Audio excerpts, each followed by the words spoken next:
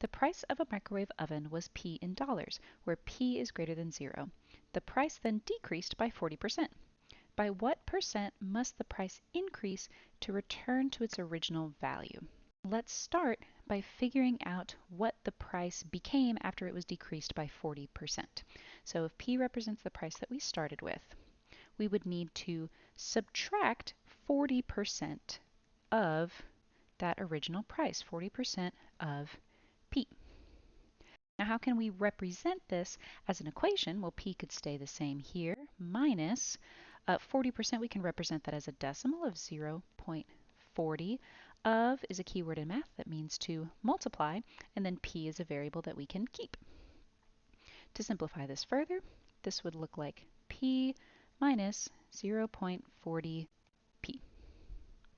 And these two variables are like terms, so they can be combined. P, even though it doesn't have a coefficient, if a variable exists, there is always one of them. So you can assume that there is an imaginary 1 in front of this P. So what we're really doing here is 1 minus 0.40.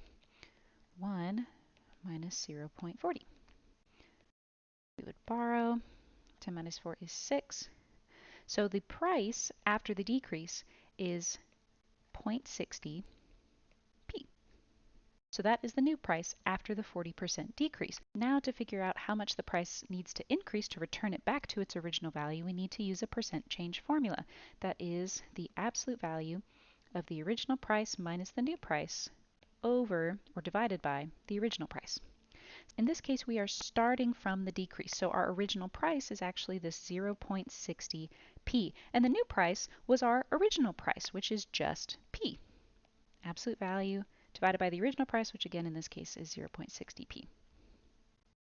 If we were to subtract 0.60 P from P, again, if a variable exists, there's always one of them. So this is again 1 minus 0.60. We would borrow. 10 minus 6 is 4. Now because of the order of this subtraction, taking a large number from a small number, our result is going to be negative. So we'll have the absolute value of negative 0.40p over 0.60p. The absolute value will get rid of the negative sign, leaving us with just, I will come back up here, 0.40p over 0.60p. So we can look at our answer choices right away and get rid of 40% and 60% as options because we're not going to get, those are both our dividers, so there's no way that we're going to get either of those numbers as a result. We're either going to get 66.66% or we're going to get 33.33%. Now the last step is to complete this division of 0.40p divided by 0.60p.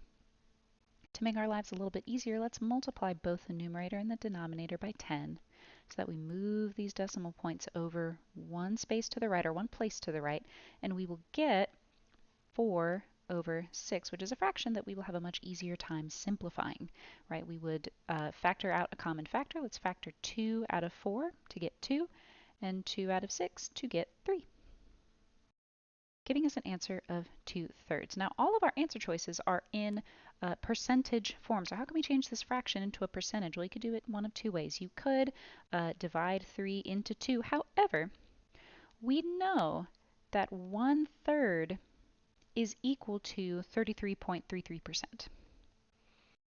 And that is not the fraction we got as our final result. So we could eliminate answer choice A and be narrowed down to our correct answer, which is answer choice C.